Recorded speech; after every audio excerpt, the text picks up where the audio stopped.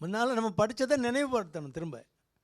நான் முன்னால் எனக்கு கேட்ட பாட்டு 300 400 பாட்டு மைண்டில் இருக்குல்ல, அது திரும்ப திரும்ப பாடுறேன்ல. அப்போ சில வரிகள் மிஸ் ஆகலாம். மற்றபடி 99% நமக்கு வந்து வரிகள் வந்துடுதுல்ல. அதே மாதிரி படித்ததுகளை பேர பிள்ளைகளுக்கு சொல்லிக் கொடுக்கணும். அதனால தான் அந்த தாத்தாமார் அந்த காலத்தில் கதை சொல்லிக் கொடுத்தாங்க.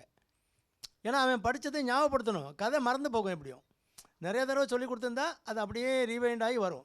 அப்போ எப்போ நீங்கள் வந்து அப்லோட் பண்ணி டவுன்லோட் பண்ணுறீங்களோ சிஸ்டம் நல்லாயிருக்கும். பிரெயினுக்கு அதான்.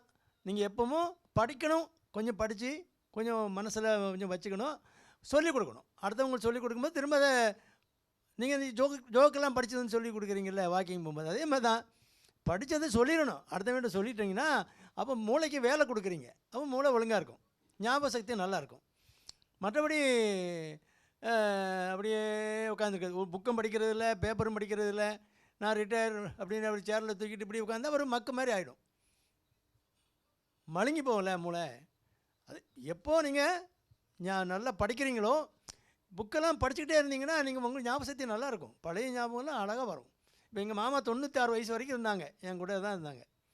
அவங்களாம் ஒரு புக்கு வாங்கி மருமனே அன்றைக்கி கொடுத்தீங்களா புஸ்தகம், அது முடிஞ்சது வாசித்தாச்சு அப்படிம்பாங்க. அப்படின்னா என்ன அர்த்தம்? இன்னும் ஒரு புஸ்தகம் வாங்கிட்டு வாங்கன்னு அர்த்தம். நான் திரும்ப ஒரு புஸ்தகத்தை வாங்கிட்டு கொடுத்தா மடமடன்னு வாசிச்சுட்டு 4 நாளில் மறுமணி அந்த புஸ்தகமும் வாசித்தாச்சு அப்படிம்பாங்க. அப்போ ஞாபகம் அப்புறம் ஞாபகத்தை கேளுங்க. 1955 என்ன நடந்தது, 60 என்ன நடந்துங்காங்க, க்ளீனாக கரெக்டாக சொல்லுவாங்க. அதனால் அந்த ஞாபக சக்தி எப்போ இருக்குன்னா நீங்கள் அது மூளைக்கு வேலை கொடுக்கும்போது அது ஒழுங்காக வேலை செய்யும். மற்றபடி மழுங்கி தான் போகும். அப்புறம் அந்த மாதிரி மற்றவங்களோட மிங்கிள் ஆகாதவங்க, அவங்களாம் மூளையில் நிறைய கெமிக்கல் சேஞ்சஸ் எல்லாம் வந்துட்டு அல்சைமர்ஸ் டிசீஸ்ன்னு ஒரு டிசீஸ் இருக்குது. அது அவனுக்கு சுய நினைவே இருக்காது. எங்கே போகிறோம் எங்கே வரோன்னு தெரியாது. அவன் பாட்டில் கிளம்பி எங்கேயாவது போயிட்டே இருப்பாங்க வயசான ஆட்கள். எங்கள் அப்பா கணுமணி தேடுவான், அங்கே போயிட்டாரா எங்கே போயிட்டாரான்னு தேட்டலைவான். அந்த மாதிரி அல்சைமர்ஸ் டிசீஸும் இப்போ காமனாக வருது. ஒரு 60 வயசுக்கு மேலே மூளைக்கு வேலை கொடுக்காதவங்களுக்கு அது வரும். அதனால் நமக்கெல்லாம் வராது, நீங்கள் கவலைப்படாதீங்க. நம்ம காலையில் எவ்வளோ வேலை கொடுக்குறோம் மூளைக்கு இல்லையா? அதனால்